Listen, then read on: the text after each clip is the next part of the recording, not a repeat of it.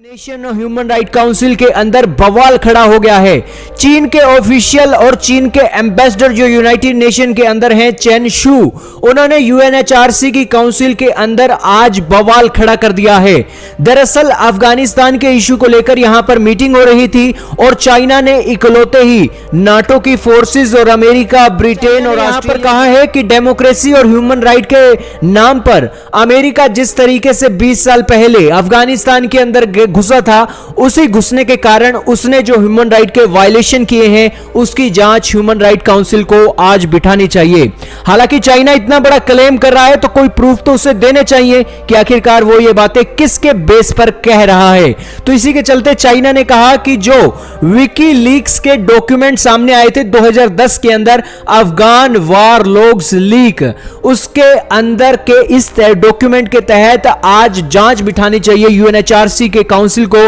ताकि US, UK, Australia को accountable किया जाए और ह्यूमन राइट वायलेशन के चलते कड़ी से कड़ी सजा दी जाए उन सैनिकों को जिन्होंने ह्यूमन न्यूज और एबीसी न्यूज के आर्टिकल और इसी के साथ आप उनकी डॉक्यूमेंट्री देख सकते हो। ऑस्ट्रेलिया के सैनिकों ने तो कई कुत्तों को मारा है, कई आम नागरिकों को मारा है, उनके हाथ में कोई भी ऐसा प्रूफ नहीं मिला कि वो ऑस्ट्रेलिया के सोल्जरों को नुकसान करने वाले थे, लेकिन फिर भी ऑस्ट्रेलिया के सोल्जरों ने उनके ऊपर गोलियां दागी हैं, जानबूझकर बॉम्ब ब्लास्ट किए हैं उनके घरों के अंदर और जानबूझकर तोड़फोड़ की है। इसके ऊपर डॉक्यूमेंट्री बन चुकी है और यही कारण है कि चाइना के एम्बेसडर प्रूफ के साथ बोल रहे हैं कि अमेरिका, यूके और ऑस्ट्रेलिया की सेना ने जो ह्यूमन राइट के वायलेशन किए हैं, जो वो सिविलियन कैजुअलिटीज हुई हैं जो नहीं होनी चाहिए थी, उनके लिए आज अकाउंटेबल करना चाहिए इन सेनाओं को। दोस्तों, अमेरिका के इस 20 सालों और नाटो के 20 सालों के इतिहास के अंदर 66,000 अफगानिस्तान के सैनिक मारे गए हैं, 54-55 हजार के करीब अफगानिस्तान के लोग मारे गए हैं और इस सिचुएशन में आज चाइना इकलौता ऐसा देश है जो जवाब मांग रहा है यूएनएचआरसी के। डेमोक्रेसी के नाम पर वो कह रहा है कि ह्यूमन राइट के वायलेशंस को लेकर अमेरिका बहुत बड़ी बड़ी बातें करता है, लेकिन डेमोक्रेसी के बैनर के अंदर जो 20 साल पहले से अमेरिका यहां पर कचरा कर रहा था, अब यहां पर निकलने लगा है, तो उसको आज एक अकाउंटेबल रखना चाहिए कि आखिरकार अफगानिस्तान के अंदर उसने क्या किया है। इसी के अलावा दोस्तों एक और बड़ी खबर आ रही है पंजशीर घाटी से।